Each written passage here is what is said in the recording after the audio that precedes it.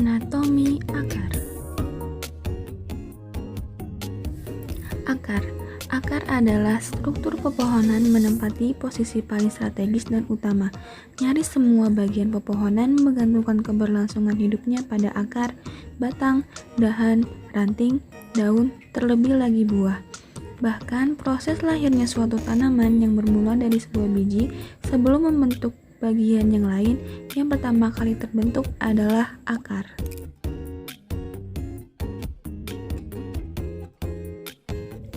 Fungsi akar pada tumbuhan.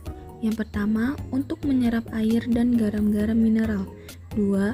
Untuk menyokong dan memperkokoh berdirinya tumbuhan. 3. Mengangkut air dan makanan. 4. Alat respirasi pada pohon bakau. Anatomi akar. Struktur jaringan akar, jaringan tubuh primer dan sekunder akar, struktur anatomi akar monokotil dan dikotil, daerah peralihan akar, dan batang. Struktur akar. Yang pertama, tudung akar. Terletak di ujung akar, melindungi meristem akar dari kerusakan mekanik dan membantu menembus pertumbuhan akar. Terdiri dari sel-sel parenkim dan berisi amilum.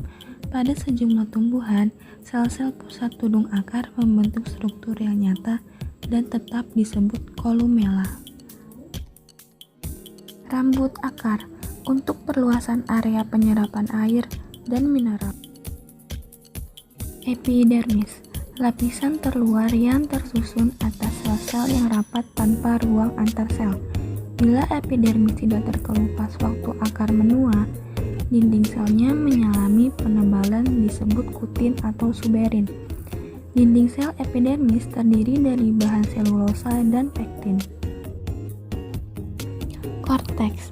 Pada korteks terdapat ruang antar sel, terutama pada tumbuhan air, yang membentuk parenkim.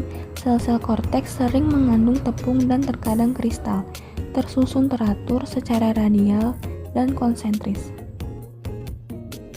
Endodermis berupa satu lapisan yang tersusun rapat tanpa ruang antar sel. Dinding selnya mengalami penebalan gabus yang dinamakan pita Kaspari.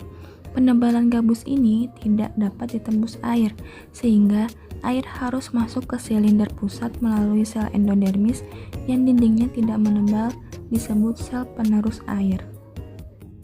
Stele, bagian terluar yang berbatasan dengan endodermis, adalah perisikel, tersusun atas sel-sel parenkim berdinding tipis dan mempunyai potensi untuk menjadi meristem, sehingga kadang-kadang disebut perikambium. Terdapat pembuluh angkut xilem dan pembuluh tapis floem. Pertumbuhan primer dan sekunder akar. Yang pertama, pertumbuhan primer akar. Akar berkembang dari meristem apikal di ujung yang disebut kalitra. Area ini dibagi menjadi 4. Yang pertama ada zona diferensial, zona pematangan, daerah pemanjangan, zona pembelahan sel, dan tudung akar. Area pembelahan sel memiliki sel-sel meristematik sehingga pertumbuhan lebih cepat. Terdapat meristem apikal yang menghasilkan sel-sel meristem dan mengganti sel tudung akar yang mengelupas saat menembus akar. Sel pusat tenang berfungsi sebagai cadangan pemulih meristem saat mengalami kerusakan. Terdapat fotodem, prokambium, dan meristem dasar. Area pemanjangan bertanggung jawab terhadap pendorongan ujung akar.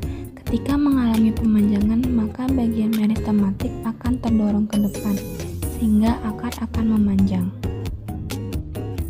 Area pematangan. Sel-sel area ini mulai mengalami spesialisasi struktur fungsi. Terdapat 3 sistem jaringan, yaitu jaringan dermal, dasar, dan vaskular. Dermal dibentuk oleh fotoderm, sedangkan dasar dibentuk oleh prokambium. Menyelesaikan dan menyempurnakan diferensiasinya akar sudah membentuk jaringan yang berbeda. Area diferensial. Sel-sel hasil pembelahan dan pemanjangan akan mengelompokkan sesuai dengan kesamaan struktur. Sel-sel yang memiliki struktur kemudian akan memperoleh tugas membentuk jaringan tertentu. Selanjutnya, pertumbuhan sekunder akar terjadi akibat aktivitas kambium dan kambium gabus yang membentuk xilem sekunder dan floem sekunder. Aktivitas kambium menyebabkan pertambahan diameter akar, biasanya terjadi pada akar gimnos dan dikotil. Lalu, struktur akar dikotil dan monokotil. Akar dikotil memiliki ciri-ciri. Yang pertama, tidak ada empelur, floem berada di bagian luar xilem, dan xilem akan terletak di bagian tengah akar.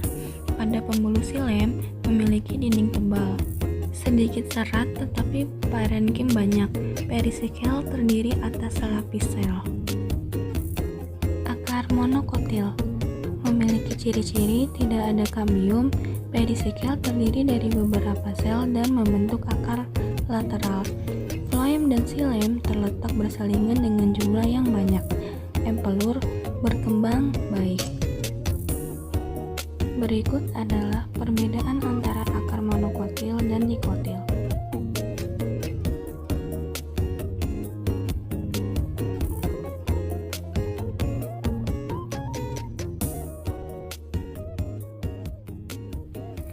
Akar memiliki 3 macam sistem perakaran.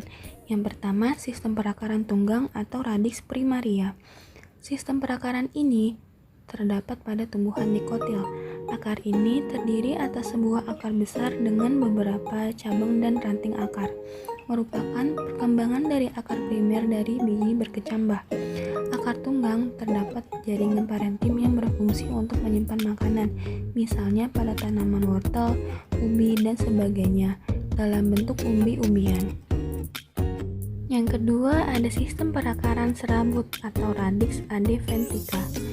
Sistem perakaran ini dimiliki oleh tumbuhan monokotil. Akar ini terdiri dari sejumlah akar kecil, ramping, dan berukuran sama. Perakaran serabut terbentuk pada waktu akar primer membentuk cabang sebanyak-banyaknya. Fungsi utama akar serabut adalah untuk memperkokoh berdirinya tumbuhan. Yang ketiga, ada perakaran adventif. Sistem perakaran adventif adalah sistem perakaran yang bukan berasal dari akar primer. Contohnya akar dari batang cangkokan, akar dari umbi batang, dan akar dari stek. Bahkan ada akar yang dari daun. Berikut merupakan contoh modifikasi pada akar: akar penimbun, akar napas, akar gantung, dan akar isap. Hubungan antara sistem pembuluh akar dengan batang. Sistem pembuluh primer akar dan batang berbeda struktur dan arah perkembangan menjarinya. Susunan xilem dan floem pada akar berseling-seling, sedangkan pada batang menyamping. Pola berkas pengangkut batang tidak sama dengan akar. Pada pertemuan sistem pembuluh akar dan batang, terjadi adaptasi satu dengan yang lain. Daerah ini disebut daerah peralihan atau leher akar. Struktur daerah peralihan sangat rumit, dan antara spesies satu dan lain berbeda.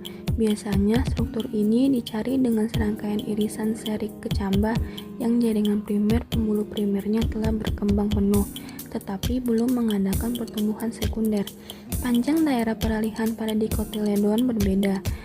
Ada yang pendek tetapi ada pula yang panjang antara 1 mm dan 3 cm. Garis tengah daerah peralihan biasanya lebih besar daripada garis tengah akar maupun batang, karena daerah ini terjadi pembelahan, perputaran, perbanyakan, dan penggabungan untayan xilem dan floem. Akar merupakan bagian tumbuhan yang biasanya berkembang di bawah permukaan tanah.